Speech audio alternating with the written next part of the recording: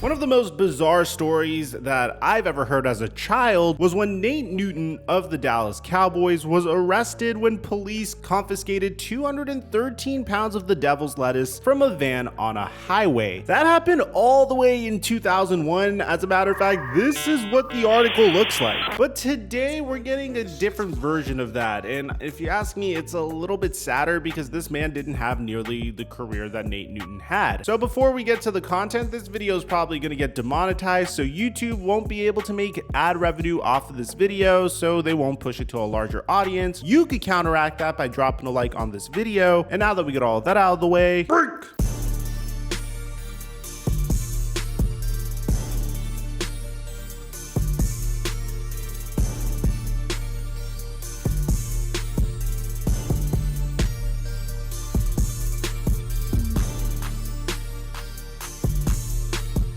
The Super Bowl is around the corner and I'm in the mood to try to make some money, but I don't want to really break my bank doing it. So what better way to make some money than using my promo code Mikerophone, claiming the free $5 credit from using my promo code, and then entering in a $4 contest to potentially win $1,440 in potential prizes. So we're entering this multi-sport Super Bowl 5-time pick'em. Between the LA Rams and the Cincinnati Bengals, I get the most points if the Cincinnati Bengals win, and they are the underdog, so I do think they could pull it off. I can't see Jamar Chase and Joe Burrow losing, but I would be happy as a Rams fan if the Rams pulled it off. We got the Red Wings versus the Minnesota Wild. I'm gonna go with the Red Wings. Toronto versus Seattle. Let's go with Seattle. Chicago versus Winnipeg. Let's go with Chicago. San Jose versus Edmonton. I'm gonna go San Jose. The Pistons versus the Wizards. The Wizards stink recently, so I'm gonna go with the Pistons.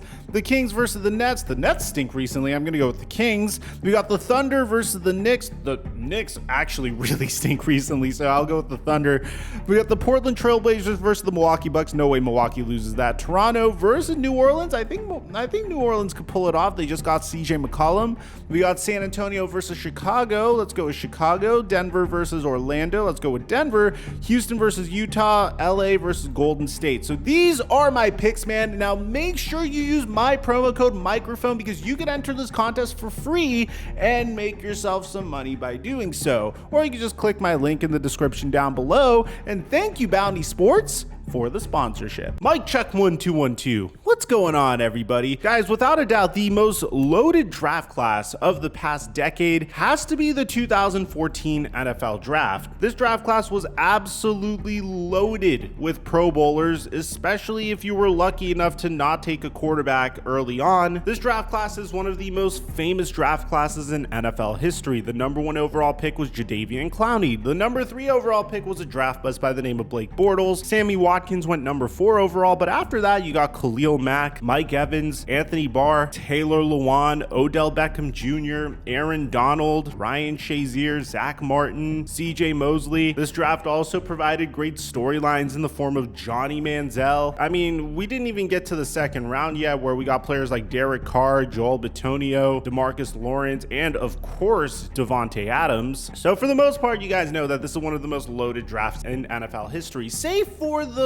top 4 picks. Unfortunately, the top 4 picks didn't pan out for the teams as much as they would like. Jadeveon Clowney went number 1 overall, and he is, in my opinion, a great edge rusher, but he also didn't live up to being the number 1 overall pick in this NFL draft. Our story is about the man who is the number 2 overall pick in this NFL draft, and that is a man by the name of Greg Robinson. In order for you to understand the significance of this number 2 pick, you have to understand how the St. Louis Rams fleeced the Washington Redskins at the time in 2012 when they were able to trade the rights to Robert Griffin III for a draft haul that featured first round picks in 2012, which was the number 6 overall pick, 2013, which was the number 22 overall pick, and 2014, which was the number 2 overall pick, as well as a second round pick in 2012. For the most part, the St. Louis Rams didn't have much to show for those picks. Like, that second round pick turned into Janoris Jenkins, that number number 6 pick was traded to the Dallas Cowboys. It became Morris Claiborne. We have a video coming out on the 2013 NFL draft, but the next year they drafted Tavon Austin, and then now we're in 2014, where people were making fun of the Washington Redskins for trading 3 first-round picks and a second-round pick in order to just have the St. Louis Rams have a number 2 overall pick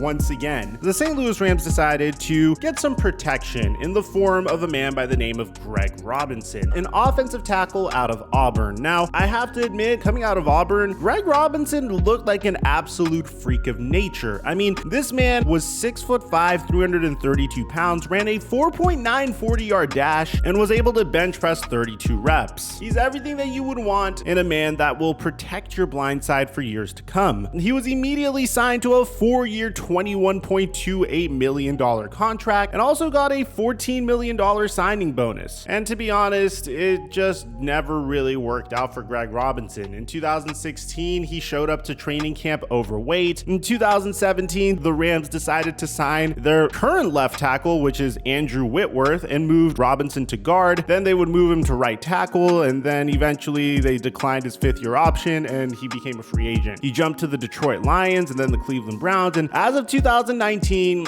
he was officially out of the NFL. And that's where the story gets a little dark, ladies and gentlemen, because in 2020, Greg Robinson was arrested and thrown into jail in El Paso County, Texas, for possession of 157 pounds of the devil's lettuce. Robinson was also with an ex-NFL player by the name of Quan Bray, who was stopped around 7:15 on Monday evening after a Border Patrol sniffing dog alerted to the rear cargo door of the 2020 Chevrolet Tahoe. According to documents, Robinson and Bray were not re-entering the country from Mexico. Rather, they were trying to get from Los Angeles to Louisiana and hit the checkpoint on the way. The third person in the SUV was an Uber driver who wasn't charged, and they tried to allegedly get this Uber driver to take the fall for this charge. So Robinson and Bray were facing up to 20 years in prison if they were convicted, and here's the sad part. It seems like this looming threat over Greg Robinson's life for this charge wasn't enough to really scare him again, because according to TMZ, Greg Robinson was allegedly arrested once again with $120,000 worth of the devil's lettuce once again. The article says Greg Robinson, the number 2 overall pick in the 2014 NFL draft, has been arrested again after cops say they found the former Cleveland Browns tackle was in possession of $120,000 worth of illegal drugs. Am I the only one that thinks it's funny that that's the way they decide to tell you how much drugs that this man had? Like, how does the police station know that how much these drugs are worth? You know what I'm talking about? Like, I mean, I just thought it was really funny. Like, say the quantity he has, don't say how much it's worth. I don't know, if anyone's a policeman and watches my content and could explain that to me, I'd appreciate it, because I just thought it was funny. I'm not saying it's a bad thing, I just think it's pretty funny. So the cops say a police K9 smelled an odor of drugs coming from the inside of the football player's 2021 black Cadillac Escalade when they searched it. They say they found suspected coke, crack coke, and much more. The officers say the stop led them to search Robinson's properties in the area, and they claim that they found more illegal narcotics at those residences. In total, cops say that they found pounds of what happened to be crystal, coke, devil's lettuce, and more at the homes. They also say that they found firearm magazines and ammunition. They say in a statement that they believe that the entire wholesale value was approximately $120,810. You see, there it is again. It's like such an elaborate number. They didn't even say $120,000 this time. They gave you like $120,810. Now, Robinson was arrested and booked on a litany of charges, including felony possession with intent to distribute coke and felony possession with intent to distribute crack coke. Jail records show that the 29-year-old is still behind bars. You'll recall that this is not the first time Robinson has been accused of being in possession of a large amount of illegal drugs. The offensive lineman was arrested in February of 2020 after he allegedly had 157 pounds of marijuana in his car. Robinson was eventually sentenced to 5 years of probation in that case, and that was the arrest that allegedly ended his career. It's really sad, man, because when I look at this man's career, where this guy made a large sum of money in the NFL. I mean, this man made more money in the NFL that I expect to make in my lifetime. I mean, if I hit like a quarter of the amount that this guy makes in his lifetime, then I will be very content. And that's in my lifetime. He was able to do this just in the NFL. Take a look at this. Greg Robinson made about $30 million throughout his career. We're not going to round it up that much. I'll give you the exact value, $29.1 million throughout his entire career. That's a large sum of money to have. I mean, that's an obscene amount of money to have. Again, man, if you're an athlete, and I understand athletes might have bad company around them, or they may not know what to do with their large sum of money, at the very worst, just go buy some income properties, and you could even buy them straight cash. You don't even need to take out a loan or a mortgage on that type of stuff. You could buy an income property for anything around $700,000 to $1 million. It'll generate $100,000 in revenue and passive income for you, and you could tell one of your buddies to be your property manager. And then you wouldn't have to resort to trapping and risking your life the way that Greg Robinson did. It honestly kind of bums me out, man, because it sucks to see players throwing their life away for something that, in my opinion, isn't necessarily worth it. We don't really know how long he's going to be behind bars for, but it's really sad, man. This guy was a former #2 overall pick. He could have still been in the league right now, for all you know. Let me know in the comment section down below what you guys think about all this, man. Aside from that, I'm your boy Mike. I'm dropping our mic until our next upload.